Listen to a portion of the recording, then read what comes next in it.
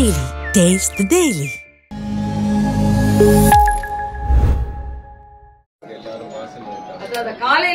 காலையில விருந்தினர்கள் அதிகமாக வீட்டிற்கு வந்து விட்டார்கள். அடையா விருந்தினர்களாக நமது காக்கி சகோதரர்கள் வந்து விட்டார்கள். எதுக்கு வந்திருக்காங்கன்னே தெரியல. நாங்க ஒரு அமைதியான ஒரு போராட்டத்தை அறிவிச்சோம். நாங்க அது ஜனநாயக நாட்டுல போராடுவதற்கு அத்தனை பேருக்கும் உரிமை இருக்கிறது. நாங்கள் ஏற்கனவே இந்த போராட்டம் நடத்துவோம் என்று அறிவித்து இருக்கிறோம். இதை அறிவித்த பின்பு இன்று காலை அதிகாலையிலிருந்தே எனது வீட்டை சுற்றி காவல்துறையினர் போலீஸ் வந்திருக்கிறார்கள். ஆனால் எந்தவித போலீஸ் அடக்குமுறை இருந்தாலும் இந்த டாஸ்மாக் ஊழலை வெளிக்கொணர்வதில் பாரதிய ஜனதா கட்சி எந்த விதத்திலும் நாங்கள் சுணங்க மாட்டோம். எங்களுக்கு முழு உரிமை இருக்கிறது. மக்களின் பணம் சுருட்டப்படுகிறது. இந்த 1000 கோடி என்பது ஆரம்பம்தான். பல லட்சம் கோடிகள் இதில் சுருட்டப்பட்டு இருக்கிறது. ஏற்கனவே இந்த டாஸ்மாக் அமைச்சர் அதற்காக பெயர் போனவர். அதனால்தான் நான் சொன்னேன், அவர் போக்குவரத்து துறை அமைச்சராக இருக்கும்போது ஊழல் செஞ்சார். அவர் டாஸ்மாக் அமைச்சராக இருக்கும்போது ஊழல் செஞ்சு கொண்டிருக்கிறார். ஆக ஓடுதலையும் அவர் கமிஷன் அடிப்பார், போடுதலையும் அவர் கமிஷன் அடிப்பார். ஆக இதுதான் அவரோட வேலை. எதை கொடுத்தாலும் கமிஷன் அடிப்பார். கமிஷன் அடிச்சு எங்க கொண்டு கொடுக்கணுமோ அதை கொண்டு கொடுப்பார்கள்.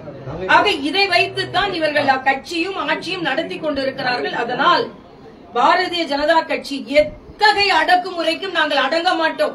மக்களுக்காக நாங்கள் போராடித்தான் தீர்வோம். இது ஜனநாயக நாடு. எங்களை தடுக்க முடியாது. காவல்துறை ஏன் இங்கே வந்திருக்கிறார்கள்? என்ன குற்றம் செய்தோம்? நாங்க அவங்க வாரண்ட் வச்சிருக்காங்களா?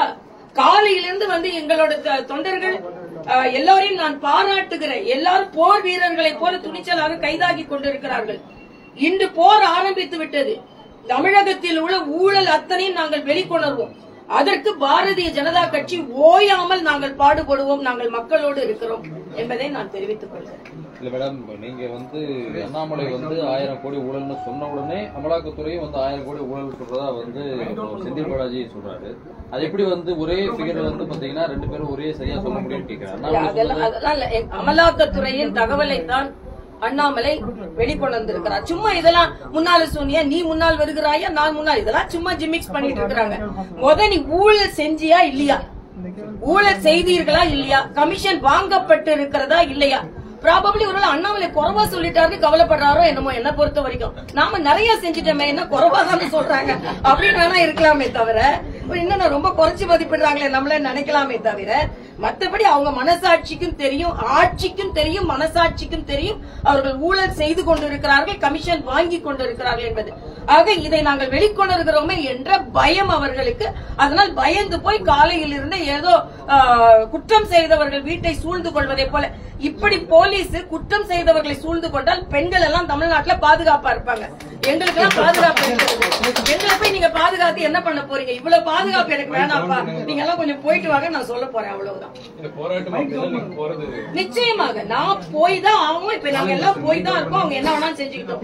நாங்க அண்ணாமலை தலைமையில் போராடுவதற்கு நாங்கள் தயாராகி விட்டோம். இங்க இருந்து நாங்க போய்கொண்டுதான் இருக்கோம். மக்கள் வரி பணம் சுருட்டப்படுவதை பாரதிய ஜனதா கட்சி எக்காலத்திலும் ஒப்புக்கொள்ளாது என்பதை நான் தெரிவித்துக் கொள்கிறேன். It's a democratic country. We have all right to expose the corruption charges of the DMK government, and it is disclosed corruption charges by the ED. They cannot prevent us. From the morning, I have so many guests, pocket dress guests around my house. I don't know. Early morning itself they have come. Why they are fearing so much, I don't know. We are committed to the people, and we will fight for the people. It is people's money, and they cannot escape from that just by surrounding us or arresting us.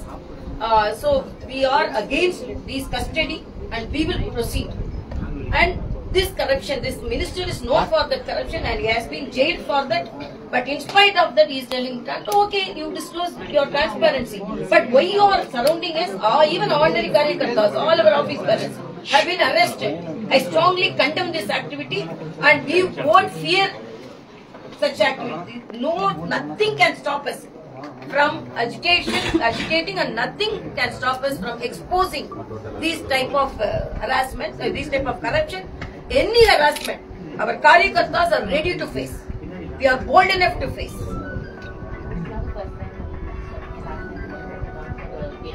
No,